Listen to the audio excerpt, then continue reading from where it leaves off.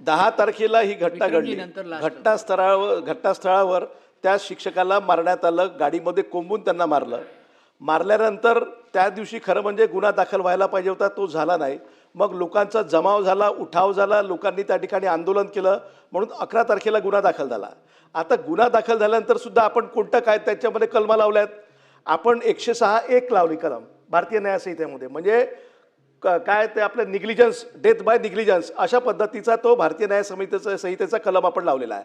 खरं म्हणजे या सर्व आरोपींच्या विरोधामध्ये, आणि तो जो PSI होता तो सुद्धा त्या ठिकाणी उपस्थित होता, या सर्वांच्या विरोधामध्ये 290ची धारा आपण लावायला नाही पाहिजे का?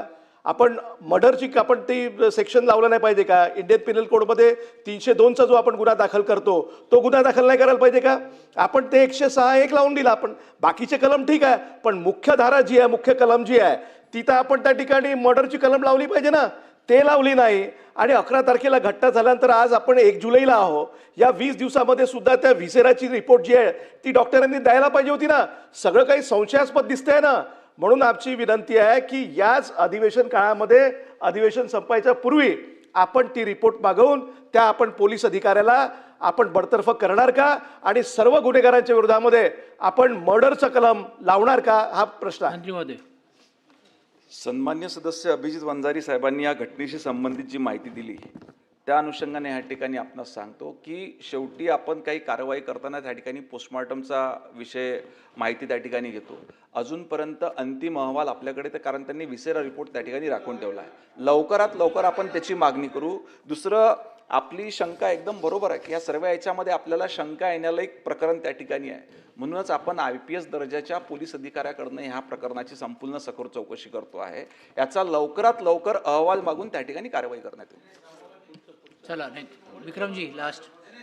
महोदय, आता आम्ही एवढं जीव तोडून, जेव्हा भोयर साहेब आमदार होते तेव्हा सुद्धा आम्ही जसं बोलायचं तसंच बोलत होते. आज मंत्री आहेत, त्यांना काय मर्यादा आहेत. पण सभापती महोदय, सभागृहात जेव्हा सदस्य एखादी गोष्ट सांगतो तेव्हा आपण खरं मानून जातो. आम्ही सांगतो याच्यावर विश्वास ठेवायचं काय कारण आहे का? नाहीच.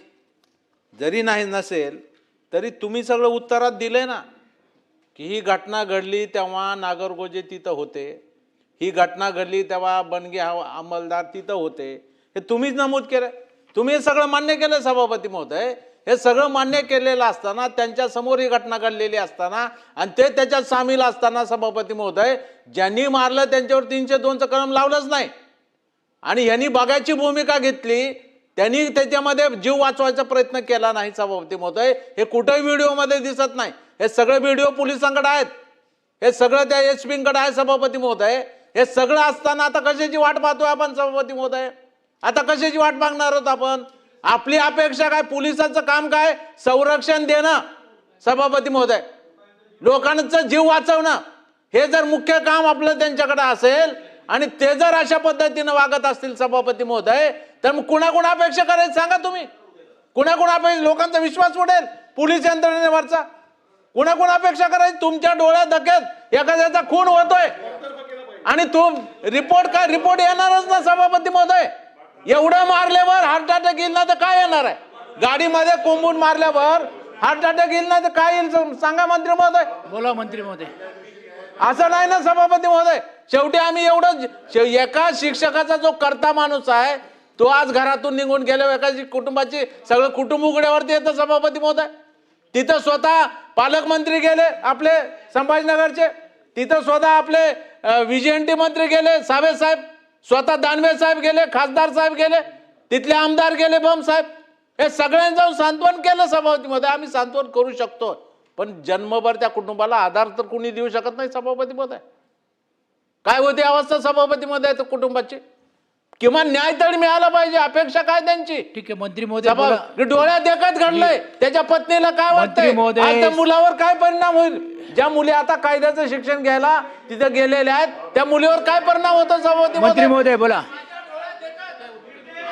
मंत्री महोदय.